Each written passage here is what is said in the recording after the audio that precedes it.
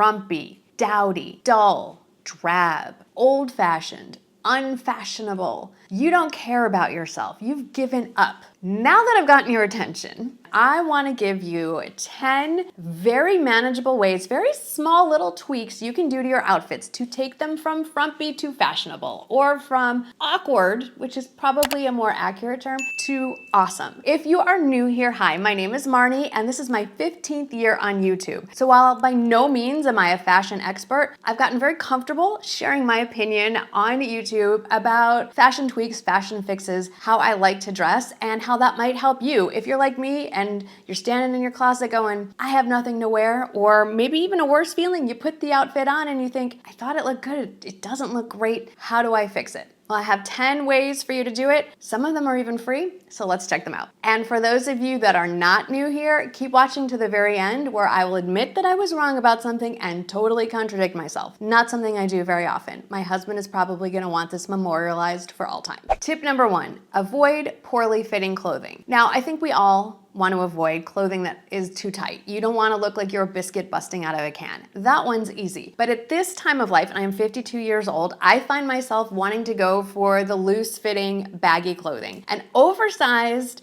can be worn well, but I'm not talking about oversized. I'm talking about clothes that just don't fit you right. Usually a little bit too much material. Too much material doesn't fool anyone. It makes you look bigger than you actually are, no matter what your size is. It makes you look like, don't look at me kind of thing. I just want to blend in with my clothes, don't look at me. That's not an impression that we want to give the world. It generally gives up the impression of being sloppy, unkempt, and that you don't really care about yourself. And if you don't care about yourself, why would a stranger want to care about you? One of the worst culprits for this are high-waisted jeans or baggy jeans that have way too much material in the belly area. Nobody needs to draw attention to that. So I do want to draw attention to myself here. I am wearing 2 pairs of straight leg, high-waisted jeans. And I do want to stress, these are not huge differences, but in the bad example, there's far too much material in the torso area, in the belly area, and the fabric itself is pretty thick and stiff and unforgiving. Doesn't have a lot of stretch. Because of that, it's not molding to my body, it's just pooching up in the pooch area, which is exactly where we don't want it to be. This is also more of a relaxed straight leg fit, which adds too much emphasis and material to my thighs, my butt. It's okay in general, but it's not my best look. Now looking at the better example, same t-shirt. This is still a high-rise pair of straight leg jeans, but I got rid of the relaxed fit and I went with a denim that has some stretch to it. So it's the exact same size, but do you see how it more closely molds to my belly, my hips, my thighs? Not so much that I'm a biscuit squeezing out of a can, but it's forgiving. I'm not lost in it. It makes me instantly look slimmer. My legs look longer. I feel more confident in it, and I think that it shows. So to sum up tip number 1, especially when it comes to jeans and pants, perhaps avoid the relaxed fit.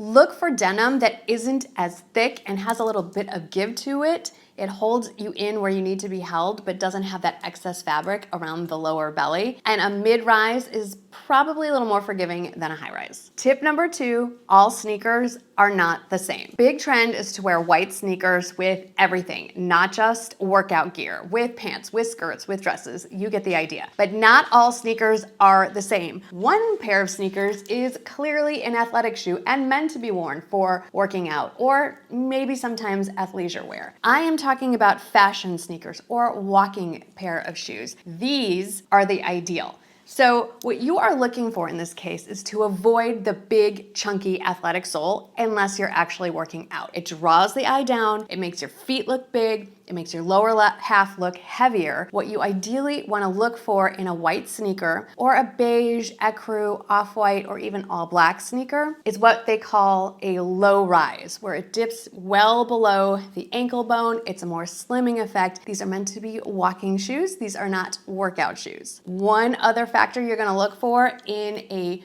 walking shoe or fashion sneaker, is if you want a little more of an elongation effect on the legs, you're gonna look for a toe that's not quite so rounded, has more of an almond shape to it. And on another note, I like the all leather look. I'm gonna list everything that I recommend, and I'm also going to link the bad and the good examples all down in the description box below, because what doesn't necessarily work for my figure type might be exactly what you're looking for your figure, or maybe you like it, but maybe in a different color. Regardless, I'm gonna list everything down in the description box, and then also take all that information and put it as the very first comment at the top of the comment section if you're looking to purchase any of these ideas. But of course, the idea is to start in your own closet and go from there. Tip number 3, a little controversial. When you're going for a monochromatic look, another look that is very on trend, when in doubt, stick with the neutrals. I'm talking navy, black, white, cream, gray. I'm not saying that this is a hard and fast rule. In fact, none of these are rules. These are tools, not rules. We're gonna get back to that in a moment. These are just to help guide you and give you some ideas. There are no such thing as rules. There aren't really actually fashion police patrolling looking for violators of the law. But if you're kind of stuck between two monochromatic looks, if you wanna look a little more sophisticated, elegant, put together, taller, leaner, whatever, generally speaking, the neutral fabrics are going to look, or the neutral colors, I should say, are going to look better than a brightly colored outfit, which many of you have pointed out when I wear those that I look like I'm wearing pajamas or garanimals, and I understand it. There is a time and a place for fun colors and loud prints, but when in doubt, you can never go wrong with a monochromatic look in something that's lengthening, it makes you look lean, and that's gonna always be the neutral colors. One caveat on this one. As we get older, I'm 52, black from head to toe can wash you out or look really draining, even though black is a go-to color for so many of us. In that case, when in doubt, go with a V-neck so it's not just unbroken black from collarbone to the tips of your toes. Have a little bit of skin showing, break it up with a belt, have some accessories closer to the face that draw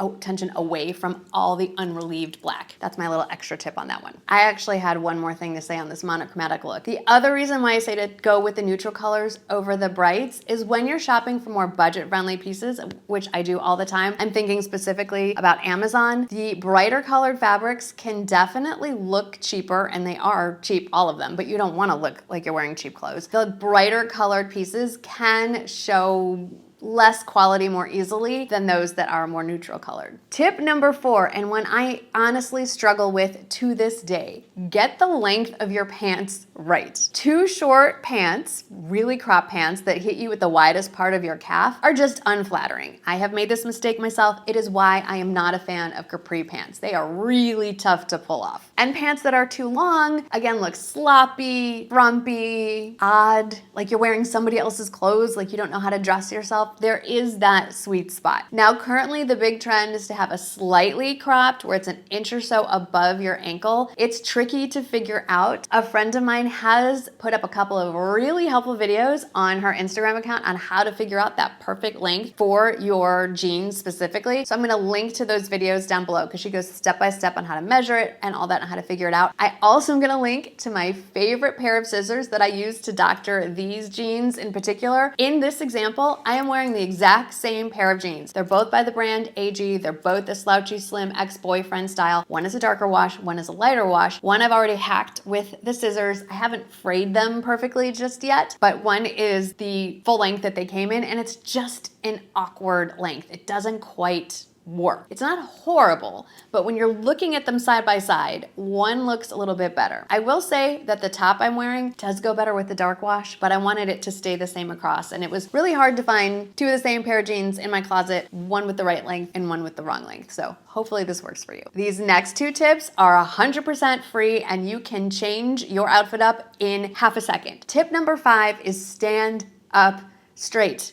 I have said it before. I will not stop saying this. It is the easiest thing to do. It is my number 1 tip. Stand up straight. It makes such a world of difference. It makes you feel confident. It exudes an air of confidence to everyone around you. It makes your clothes hang better. And along with this is not as free. Make sure that your bra fits correctly. Make sure the girls are hoisted up to where they need to be. The general guideline on this one is that the bottom of your breast should be above the crook of your elbow when you're standing up straight. If they're falling down lower than that, go get a bra fitting. It is life-changing. A properly fitted bra will make you look taller, thinner, and you'll feel better. You may not have a backache anymore, and it is essential to looking great in all of your clothes. Tip number 6 is another freebie.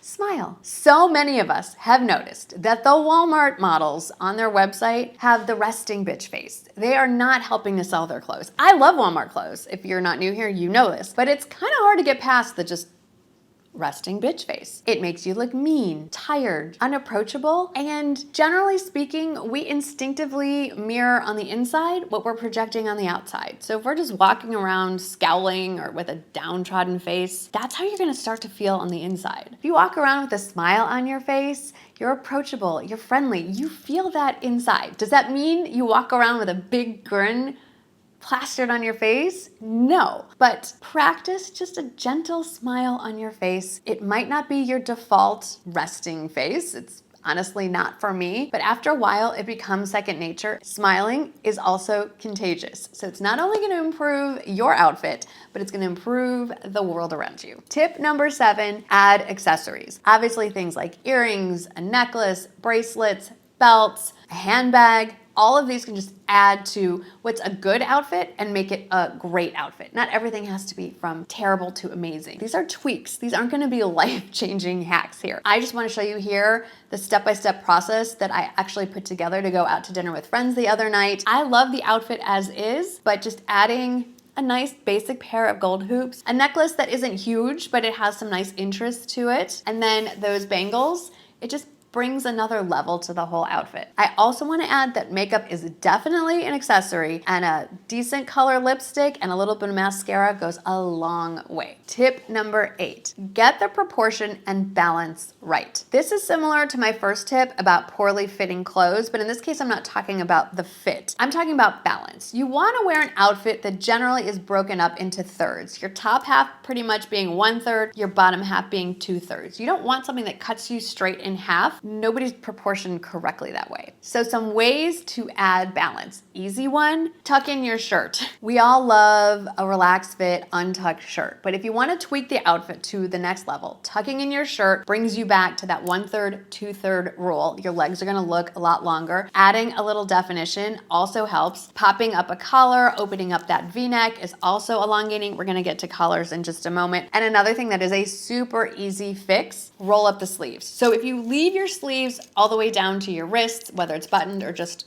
at their full resting length, there's nothing wrong with that. But the most slender part of our arm is the forearm, and one of the most flattering lengths for a sleeve is either bracelet length or rolled up to sit in the crook of your elbow. I've talked about how 3/4 length sleeves are actually one of the most unflattering lengths. It's not that the sleeve itself is 3/4 length. It's that when you roll it up, it's to 3/4 of the length of your arm. It cuts you off in the meatiest part of your arm, and it just makes your arm look fatter and stumpier. So think about a bracelet length sleeve, just a little bit of a roll, just a little bit, so that you're just exposing where your bracelet would be, or ideally even up to the crook of your elbow, so that when your arms are down around your torso, it breaks up all that expanse of material and lets people see a little bit of skin. Just remember, back in the day, a little bit of forearm was considered a little sexy, and I think we need to bring that back. I also want to talk about necklines in this balance, and I want you to see something so simple, the difference between a crew neck and a V-neck. I'm not saying a crew neck is a bad thing. I'm wearing, well, this is more of a boat neck, but I'm wearing a higher neckline, and that's fine. But if you're looking at an outfit and you're wondering why it's not working for you, it might be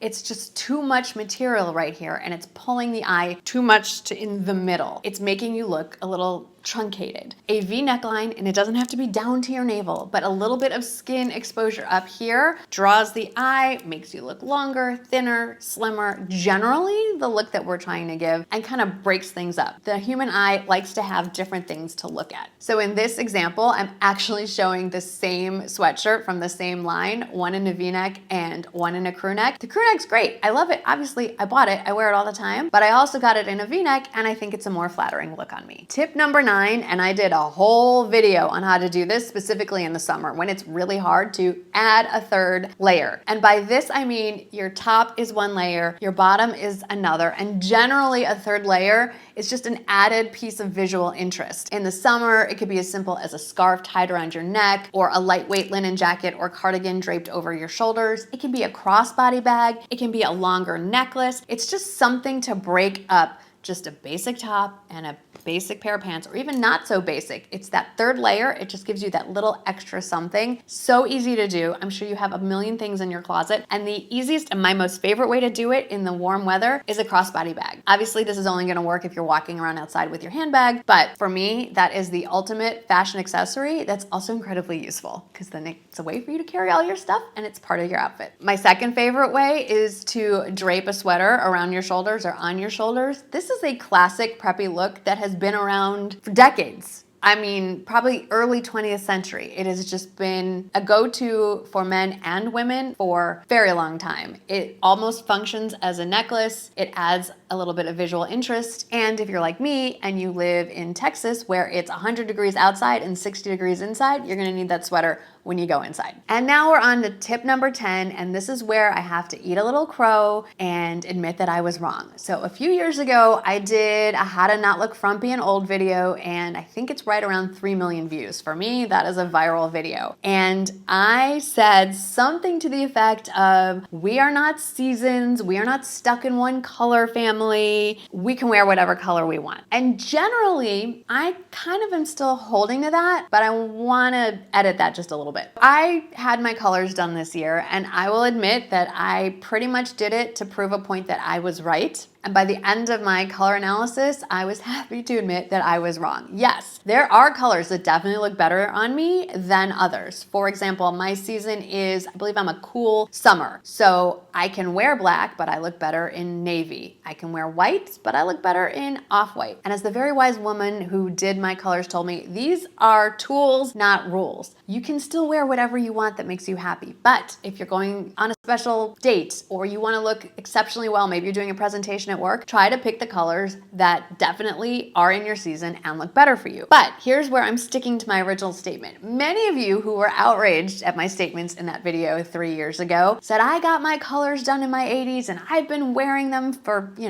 40 some odd years now. I can tell you that I don't have the same color hair as I did in the 80s. My eyebrows are a slightly different color. My skin tone, our skin tone changes as we age. We kind of fade a little bit. Color of our lips fades. Colors that looked good for you in the 80s, 70s, 90s, maybe even 10 years ago might not be the colors that look the same on you now. So while I will admit I was wrong, we definitely have color seasons where we look better than others. What looked great for us in years past might not still apply. So I'm gonna say we are not stuck in the season. Definitely get a redo on your color analysis. Like I've been saying throughout this whole video, it's these subtle tweaks that can change an outfit from good to great. So in my case, a white t-shirt, it's good. Off-white, great. It's those subtle tweaks, all 10 of these tips, that can take your outfits from frumpy to fabulous, awkward to awesome, or good, great. So those are my 10 tips to help you take your outfits from frumpy to fabulous. I hope that you had fun with this. Fashion or just getting dressed isn't meant to be a whole big thing. These tips are just to spark some ideas, help you out if you're ever standing in the closet wondering what to put on, or you're just not feeling it in what you have chosen to put on yourself.